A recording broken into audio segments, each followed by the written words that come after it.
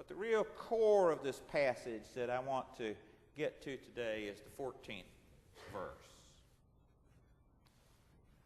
We must be no longer children tossed to and fro and blown about by every wind of doctrine, by people's trickery, by their craftiness and deceitful meaning. But speaking the truth in love, we must grow up in every way into Him who is the head in Christ. Now, this hadn't been very long before Jesus Christ walked on the earth. The little church is just beginning to get organized. The people are just beginning to learn to live and accept one another. And Jesus is saying, but we've got to be careful about false teaching, false doctrine. We must speak the truth in love. Otherwise, we'll just be bounced around as those tossed in the wind. So true. There are competing doctrines of the church today, aren't there? Many of them false doctrines. I'm going to name a few this morning. Perhaps the greatest and most insidious of the false doctrines that are preached around us is what I call the prosperity gospel. And that is that if you will join the church and give to God, God is going to bless you with all kind of financial reward. You'll get the SUV with the leather package. Your house not big enough for you now, you'll get a bigger house.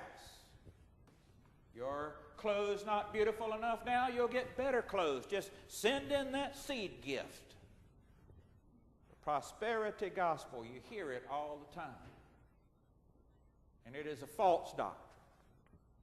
You find it nowhere in the New Testament. Jesus was a penniless rabbi who died broke. The only thing that he had was the cloak on his body, and the Roman soldiers played dice for that. He sent the apostles out into the little villages to preach and to teach, and he says, take no extra cloak, take no bag, take no money, just a walking stick, a light shirt, and the sandals on your feet. We've come a long way from that in our day.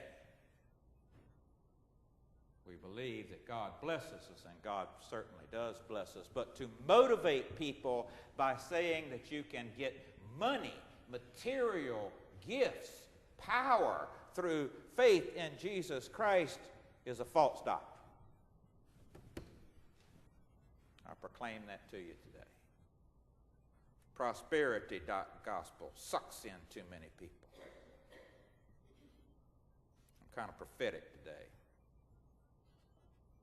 Another false gospel, false doctrine, is what I kind of call gospel light. Kind of like light beer, you know, kind of like light soft drinks, 0 calories, zero. The gospel, it doesn't require anything of you. The gospel, it never mentions personal sacrifice. Many times this is preached as an individualistic gospel. It's all about me, how I feel. God is my therapist. It's not about how I relate in the world. It's not about how I touch others. It's not about the mission of Christ in the world. It's about my own individual, personal feeling. And what I say to people who are caught up in this is, if you want that light, happy feeling, just go take a hot shower. That's not faith in Christ. Many of these elements of what we call New Age religion creep in to this very personalistic view. Some of the wackiest things that you will hear of get passed off as spiritual discipline. No, no. Prayer, holy singing with God, gathering together as God's people, social action in the world, those are the elements of true doctrine. Do not be confused, do not be taken apart, do not be moved aside with false doctrine of personal prosperity. Do not be captured by the individualism of a gospel of personal feelings. And finally, the false doctrine of what I call the acculturated gospel, where we just seem to fit in like a hand in a glove into everything else that goes on.